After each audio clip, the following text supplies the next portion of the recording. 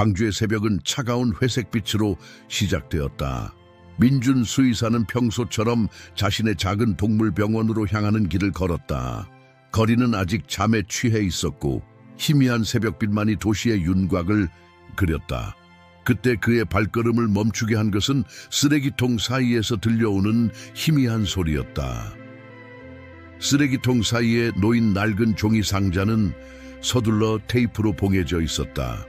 마치 누군가가 죄책감과 급함을 동시에 안고 이곳에 남긴 것 같았다. 민주는 본능적으로 상자 쪽으로 다가갔다. 상자를 열자 오래된 피 냄새와 두려움의 흔적이 그를 덮쳤다. 그 안에는 한 마리의 저먼 셰퍼드 강아지가 있었다. 강아지의 모습은 처참했다. 털은 군데군데 빠져 있었고 눈빛은 이미 생기를 잃은 듯했다. 하지만 그런 상태에서도 강아지는 희미하게 남아 꼬리를 흔들었다.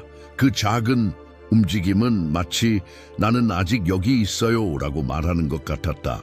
민주는 망설임 없이 자신의 코트를 벗어 강아지를 감쌌다. 병원으로 뛰어가는 동안 그의 머릿속은 이미 응급처치 계획으로 가득 찼다. 강아지는 심각한 탈수 상태였고 등에는 감염된 상처가 뒷다리에는 골절의 흔적이 있었다. 그의 침묵은 단순한 신체적 고통을 넘어선 것이었다.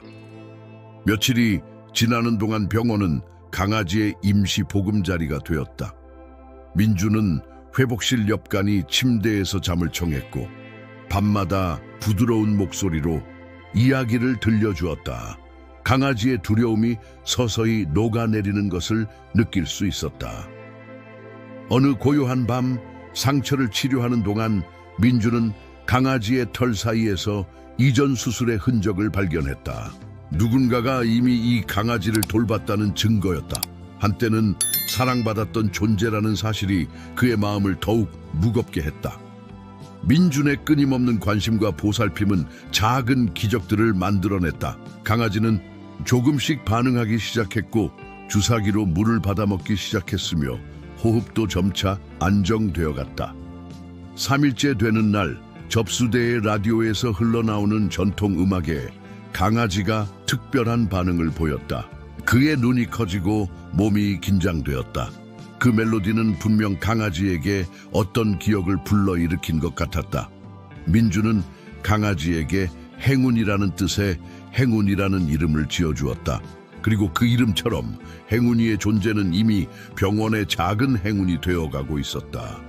매일 아침 민주는 접수대 위에서 작은 쪽지들을 발견하기 시작했다. 떨리는 글씨체로 쓰여진 그 쪽지들은 누군가의 깊은 죄책감과 상실감을 담고 있었다. 그 쪽지의 주인공은 태현이었다. 고양이를 예방접종하러 왔다며 나타난 20대 소년의 눈빛에는 말로 표현할 수 없는 깊은 슬픔이 담겨 있었다. 민주는 이 소년과 행운이 사이에 어떤 이야기가 숨겨져 있음을 직감했다. 하지만 아직은 그 이야기를 들을 때가 아니라는 것도 알고 있었다. 이 이야기가 마음에 드셨다면 우리 채널을 구독하고 좋아요를 눌러주세요. 어느 도시에서 시청하고 계신지 댓글로 알려주세요. 계속 이어집니다. 태현은 매일 같은 시간에 병원을 찾아왔다. 그는 항상 낡은 가방을 끌어안은 채 구석자리에 앉아 행운이를 바라보았다. 처음에는 그저 멀리서 지켜보기만 했지만 시간이 지날수록 조금씩 가까워졌다. 행운이도 태현의 존재를 알아차린 듯했다. 강아지의 눈빛이 달라졌고 태현이 있는 쪽으로 고개를 돌리는 일이 잦아졌다. 민주는 이 조용한 관찰자를 주의 깊게 지켜보았다.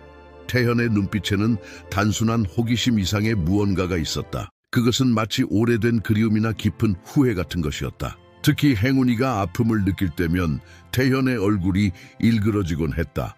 마치 자신의 고통인 것처럼. 어느 날 아침 민주는 평소보다 일찍 병원에 도착했다. 그는 접수대 위에 놓인 또 다른 쪽지를 발견했다. 이번에는 글씨가 더욱 떨렸고 눈물 자국으로 번진 흔적이 있었다. 쪽지에는 이렇게 적혀 있었다. 어머니가 그립습니다. 행운이가 어머니 곁에 있었더라면, 제가 더 용감했더라면. 그날 오후 태현이 평소처럼 병원을 찾아왔을 때 민주는 조심스럽게 다가갔다. 차 한잔 할래? 라는 간단한 제안에 태현은 잠시 망설였지만 끝내 고개를 끄덕였다. 처음으로 그들은 마주 앉아 이야기를 나누게 되었다. 태현의 목소리는 작았지만 그의 이야기는 무거웠다. 그는 최근까지 어머니와 단둘이 살았다고 했다. 어머니는 오랫동안 투병 생활을 했고 그동안 행운이는 그들의 유일한 위안이었다. 하지만 새로 들어온 의붓아버지는 달랐다. 그는 동물을 싫어했고 특히 행운이를 못마땅해 했다. 이야기를 하는 동안 행운이가 조용히 다가와 태현의 발치에 누웠다. 태현의 손이 자연스럽게 행운이의 머리를 쓰다듬었다. 그 순간 오랫동안 참아왔던 눈물이 태현의 뺨을 타고 흘러내렸다. 행운이는 마치 이해한다는 듯이 태현의 손을 핥았다. 민주는 태현의 이야기를 들으며 자신의 어린 시절을 떠올렸다. 그도 한때는 비슷한 상황에 처했었다. 부모님의 이혼 후 그의 유일한 친구였던 강아지를 떠나보내야 했던 그날의 기억이 선명히 떠올랐다. 어쩌면 그래서 그는 행운이의 상황에 더욱 마음이 쓰였는지도 모른다. 여기서 일하고 싶니? 민준의 갑작스러운 제안에 태현은 놀란 듯 고개를 들었다. 방과 후에 시간이 된다면 행운이도 돌보고 다른 동물들도 도와줄 수 있어. 태현의 눈이 밝아졌다. 그것은 오랜만에 보는 진정한 미소였다. 병원의 분위기는 조금씩 변하기 시작했다. 태현은 매일 방과 후 병원을 찾아왔고 묵묵히 자신의 일을 해나갔다. 처음에는 단순한 청소나 먹이 주기였지만 곧 간단한 처치도 배우기 시작했다. 행운이는 마치 태현의 보조 치료사라도 되는 양, 다른 동물들을 안심시키는 역할을 했다. 하지만 태현의 얼굴에는 여전히 걱정이 가득했다. 의붓아버지는 여전히 그를 차갑게 대했고 집에서의 시간은 점점 더 견디기 힘들어졌다. 민주는 이런 태현의 모습을 지켜보며 무언가 결단을 내려야 할 때가 왔음을 직감했다. 그리고 그 결정은 예상치 못한 사건으로 인해 더욱 빨리 찾아오게 되었다.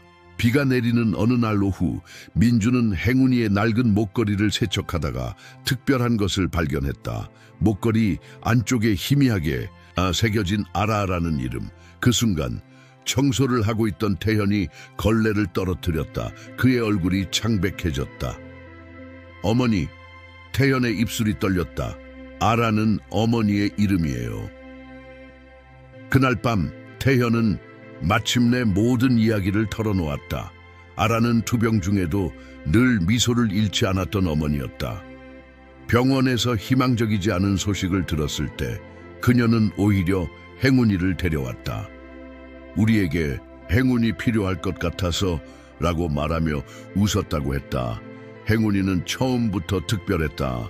아픈 아라를 챙기고 우울해하는 태현을 위로했다. 밤마다 아라의 침대 곁을 지켰고 태현이 학교에서 돌아올 때면 현관에서 기다렸다. 그들은 작지만 완벽한 가족이었다. 하지만 평화는 오래가지 않았다. 아라가 재혼을 결정했을 때 새로운 남편은 겉으로는 친절했다. 결혼 직후 모든 것이 변했다. 그는 동물을 싫어했고 특히 행운이를 견디지 못했다. 아라가 점점 약해질수록 그의 태도는 더욱 냉정해졌다. 어머니가 떠나신 후 태현의 목소리가 갈라졌다. 의붓아버지는 행운이를 내쫓으라고 했어요. 제가 다른 선택을 할 수 있었어야 했는데. 민주는 태현의 어깨를 조용히 감쌌다. 행운이는 마치 이야기를 이해한다는 듯이 태현의 발치에 앉아 그를 올려다보았다. 그의 눈에는 용서와 이해가 담겨 있었다. 다음 날부터 병원의 분위기가 달라졌다. 태현은 더 이상 죄책감에 짓눌린 모습이 아니었다. 행운이와 함께 있을 때면 그의 얼굴에는 어머니와 함께 했던 때의 평화로움이 깃들었다. 민주는 행운이의 치료 기록을 정리하면서 특별한 점을 발견했다. 강아지의 상처는 단순한 방치가 아닌 긴 여정의 흔적이었다. 목걸이의 마모 상태와 발바닥의 상처로 미루어 보아 행운이는 오랫동안 집을 찾아 헤맸던 것이 분명했다. 어느 날 행운이의 산책 중에 특별한 일이 있었다. 그들이 지나던 길에서 행운이가 갑자기 멈춰섰다. 낡은 벽돌집 앞이었다. 창문은 다 깨져 있었고 정원은 잡초로 뒤덮여 있었지만 행운이의 반응은 달랐다. 꼬리를 흔들며 현관으로 다가갔다. 여기. 태현의 목소리가 떨렸다. 어머니와 살던 집이에요. 그 순간 많은 것들이 이해되었다. 행운이는 버려진 것이 아니었다. 그는 집을 찾아 돌아왔던 것이다. 하지만 이미 그곳에는 아무도 없었다. 얼마나 많은 밤을 이 집 주변을 맴돌았을지, 얼마나 긴 시간을 홀로 견뎌냈을지. 민주는 결심했다. 이제는 행운이와 태현 모두에게 새로운 시작이 필요했다. 그는 오랫동안 비어있던 병원 2층 공간을 떠올렸다. 그곳은 한때 그의 거처였지만 지금은 창고로만 사용되고 있었다. 태현아, 민준이 조심스럽게 입을 열었다. 너와 행운이 함께 살고 싶지 않니? 이 제안은 단순한 거처의 제공이 아니었다. 그것은 새로운 가족의 시작이었다. 하지만 그들 앞에는 아직 넘어야 할 산이 남아있었다. 의붓아버지는 결코 쉽게 태현을 보내주지 않을 것이다. 민준의 제안은 태현의 마음속에 오랫동안 잊고 있던 희망의 불씨를 지폈다. 하지만 현실은 그리 단순하지 않았다. 의붓아버지는 태현의 보호자였고 법적으로 그의 동의가 필요했다. 더구나 태현이 집을 나간다는 것은 어머니의 마지막 흔적마저 포기하는 것처럼 느껴졌다. 그러던 어느 날 예상치 못한 손님이 병원을 찾아왔다. 우아한 차림의 중년 여성이었다. 그녀는 자신을 태현 어머니의 언니 윤서연이라고 소개했다. 동생의 부재 이후 태현을 찾아다녔지만 의붓아버지가 연락을 차단했다고 했다. 동생이 마지막으로 남긴 편지가 있어요. 서연은 조심스럽게 봉투를 꺼냈다. 아라는 태현이의 미래를 걱정했어요. 새 남편이 태현이를 잘 돌보지 않을까봐. 편지에는 아라의 마지막 바람이 담겨 있었다. 만약의 경우 태현이를 언니에게 맡기고 싶다는 내용이었다. 하지만 그녀의 갑작스러운 부재로 이 소망은 전달되지 못했다. 이 편지는 상황을 완전히 바꿔놓았다. 서연은 즉시 법적 절차를 시작했다. 의붓아버지는 처음에는 격렬히 반대했지만 아라의 유언장이 공개되자 태도가 달라졌다. 특히 재산 문제가 얽혀있다는 것을 알게 되자 그는 태현의 양육권을 포기하는 것에 동의했다. 변화는 빠르게 찾아왔다. 병원 2층은 태현과 행운이의 새로운 보금자리로 변모했다. 민주는 오래된 가구들을 정리하고 태현의 방을 꾸미는 데 정성을 쏟았다. 서연은 자주 들러 태현의 학업을 챙기고 필요한 것들을 살폈다. 행운이는 이 모든 변화를 지켜보며 더욱 밝아졌다. 이제는 병원의 마스코트를 넘어 진정한 치유자가 되어갔다. 불안해하는 동물들 곁에 가만히 앉아있거나 슬픔에 잠긴 보호자들에게 다가가 위로를 전했다. 그의 존재 자체가 치유였다. 태현도 조금씩 달라졌다. 학교에서 돌아오면 먼저 행운이와 산책을 나갔고 숙제는 민준의 도움을 받아 병원 접수대에서 했다. 가끔 힘든 날이면 행운이가 태현의 무릎에 머리를 얹고 가만히 있어 주었다.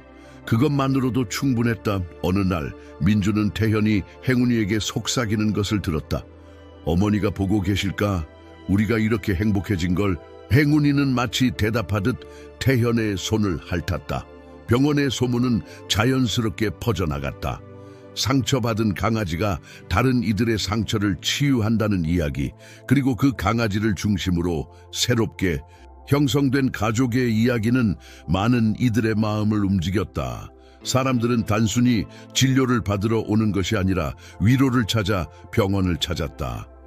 민주는 이런 변화를 지켜보며 자신의 어린 시절을 떠올렸다. 그도 한때는 상처받은 아이였다. 수의사가 된 것도 어쩌면 그때의 상처를 치유하고 싶었던 마음 때문이었을지 모른다. 이제 그는 태현에게서 자신의 어린 시절을, 행운이에게서는 잃어버린 첫 반려견을 보았다. 하지만 평화로운 날들 사이로 예상치 못한 시련이 찾아왔다. 늦은 밤 갑작스러운 천둥 소리에 놀란 행운이가 병원 문을 빠져나가 사라진 것이다. 도시의 어둠 속으로 사라진 행운이를 찾아 나선 민준과 태현의 마음은 무거웠다. 이제 막 완성되어 가던 그들의 작은 행복이 다시 흔들리는 것만 같았다. 폭풍우가 광주의 거리를 휩쓸고 있었다. 빗줄기는 마치 바늘처럼 날카로웠고 천둥 소리는 도시 전체를 뒤흔들었다. 민준과 태현은 어둠 속에서 행운이를 찾아 헤매고 있었다. 둘 다 비에 흠뻑 젖었지만 멈출 수 없었다. 행운아! 태현의 목소리가 비바람 속에 묻혔다. 골목마다 뒤지고 주차된 차 밑도 살펴보았다. 민준은 손전등으로 어두운 구석구석을 비추었다. 시간이 갈수록 두 사람의 마음은 더욱 무거워졌다. 태현의 눈에서는 눈물이 흘렀다. 빗물인지 눈물인지 구분할 수 없었다. 또 잃을 수는 없어요. 어머니처럼 그의 떨리는 목소리에 민준은 가슴이 아팠다.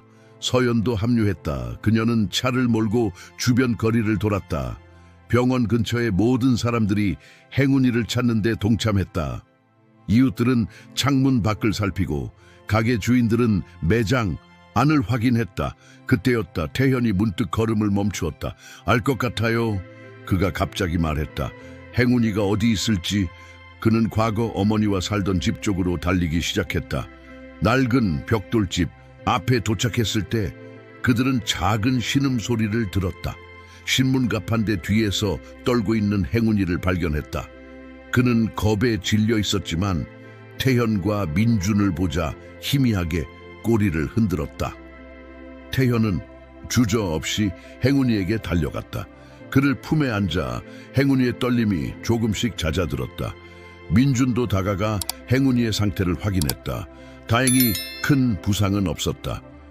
이제 집에 가자. 민준의 말에 태현은 고개를 끄덕였다. 집이라는 단어가 주는 따뜻함이 처음으로 진정으로 와닿았다. 병원으로 돌아온 그들을 따뜻한 차와 수건이 기다리고 있었다. 서연이 준비해 놓은 것이었다. 행운이는 태현의 방에서 둘 사이에 누워 잠들었다. 이제는 더 이상 도망갈 필요가 없다는 듯이 다음 날 병원은 평소와 다른 분위기로 가득했다. 소문을 들은 사람들이 찾아와 위로의 말을 전했다. 어떤 이는 간식을, 어떤 이는 장난감을 가져왔다. 행운이의 이야기가 그들의 마음을 움직인 것이다. 특히 인상적이었던 것은 한 어린 소녀였다. 그녀는 자신이 그린 그림을 가져왔다. 비 올 때 신문갑 한 대 뒤에 숨어있는 행운이와 그를 찾아 헤매는 태현과 민준의 모습이 그려져 있었다. 그림 아래에는 사랑하는 우리 가족이라고 적혀 있었다. 민준은 그 그림을 병원 벽에 걸었다. 그것은 단순한 그림이 아니었다. 상처와 치유, 그리고 새로운 시작의 이야기였다. 행운이는 이제 더 이상 버려진 강아지가 아니었다.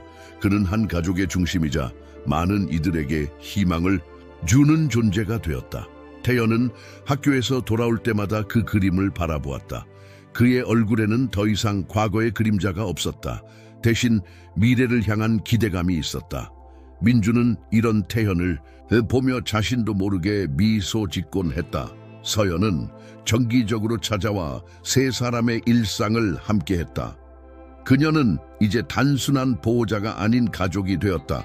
주말이면 다 함께 공원에 가거나 영화를 보러 갔다. 평범한 일상이었지만 그들에겐 특별한 순간들이었다. 하지만 새로운 도전이 그들을 기다리고 있었다. 병원을 찾는 사람들이 늘어나면서 그들은 더 큰 꿈을 꾸기 시작했다. 단순한 동물병원을 넘어 상처받은 동물과 사람들이 함께 치유될 수 있는 특별한 공간을 만들고 싶었다. 그리고 그 꿈을 향한 첫걸음을 내딛기 시작했다. 6개월이 지났다. 민준의 작은 동물병원은 놀라운 변화를 겪었다. 행운이의 쉼터라는 새 간판이 걸렸고 2층은 더 이상 단순한 거주 공간이 아닌 동물과 사람이 함께 치유되는 특별한 공간으로 탈바꿈했다. 태연은 이제 고등학생이 되었다. 학교가 끝나면 곧장 병원으로 와서 자신만의 역할을 해냈다. 그는 특히 불안해하는 동물들을 다루는 데 타고난 재능을 보였다. 행운이는 늘 그의 곁에서 든든한 조력자 역할을 했다. 서연은 자신의 경영 경험을 살려 병원의 확장을 도왔다. 그녀의 도움으로 행운이의 이야기가 지역 신문에 실렸고 이는 더 많은 관심을 불러일으켰다. 사람들은 단순히 동물을 치료하러 오는 것이 아니라 위로와 희망을 찾아 이곳을 찾았다. 특별한 프로그램도 시작되었다. 주말마다 열리는 행운이와 함께하는 치유 시간에서는 상처받은 동물들과 그들의 보호자들이 함께 모여 이야기를 나누었다. 행운이는 마치 진행자처럼 모든 참가자들 사이를 돌아다니며 각자에게 필요한 위로를 전했다. 어느 날 한 노인이 찾아왔다. 반려견을 잃은 후 우울증을 앓고 있었다고 했다. 행운이는 평소와는 다르게 오랫동안 그의 곁에 머물렀다. 노인의 눈에서 눈물이 흘렀다. 이제야 알겠어요. 제가 홀로 있는 게 아니란 걸. 태현은 이런 순간들을 일기에 기록했다. 어머니가 남긴 일기장에 이어서 쓰는 새로운 이야기였다. 때로는 행운이가 옆에 앉아 그의 글쓰기를 지켜보았다. 마치 두 개의 시간이 하나로 이어지는 것 같았다. 민주는 종종 밤늦게까지 일하는 태현을 발견했다. 너무 무리하는 거 아니니? 걱정스레 물었다. 태현은 미소를 지으며 대답했다. 괜찮아요. 이게 저의 꿈이에요. 언젠가 저도 수의사가 되어서 행운이처럼 상처받은 이들을 도와주고 싶어요. 그의 꿈은 이미 현실이 되어가고 있었다. 학교 성적은 꾸준히 올랐고 생물학에 대한 흥미도 깊어졌다. 선생님들은 태현의 변화를 놀라워했다. 한때 말수 적고 우울했던 학생이 이제는 반 친구들의 고민을 들어주는 따뜻한 존재가 되었다. 행운이의 영향력은 병원을 넘어 지역사회로 퍼져나갔다. 유기동물 보호에 대한 인식이 높아졌고 입양률도 증가했다. 사람들은 더 이상 완벽한 동물만을 찾지 않았다. 상처가 있는 동물들도 새로운 가족을 만날 수 있게 되었다. 어느 봄날 병원 앞 작은 정원에서 특별한 행사가 열렸다. 행운이의 날이었다. 태현이 직접 기획한 행사였다. 행운이를 만나 치유받은 사람들이 모여 자신들의 이야기를 나누었다. 웃음소리와 눈물이 뒤섞인 그날, 민주는 문득 깨달았다. 이것이 바로 진정한 치유구나. 서연은 행사장 한켠에서 동생의 사진을 바라보며 미소 지었다. 알아야 네가 남긴 선물이 이렇게 아름다운 결실을 맺었어. 행운이가 다가와 그녀의 손을 핥았다. 마치 동의한다는 듯이. 이제 행운이의 쉼터는 단순한 동물병원이 아닌 희망의 상징이 되었다. 민준, 태현, 행운이 그리고 서연으로 이어지는 이 특별한 가족의 이야기는 계속해서 새로운 장을 써내려가고 있었다. 그들은 알게 되었다. 때로는 가장 큰 상처에서 가장 아름다운 치유가 시작된다는 것을. 여러분의 마음을 움직인 이 이야기가 마음에 드셨다면 구독과 좋아요 부탁드립니다. 우리 채널에서는 매일 이처럼 감동적인 이야기들을 준비하고 있습니다. 여러분의 이야기도 댓글로 들려주세요. 우리 모두는 서로의 이야기로 치유될 수 있으니까요. 다음 이야기에서 다시 만나요.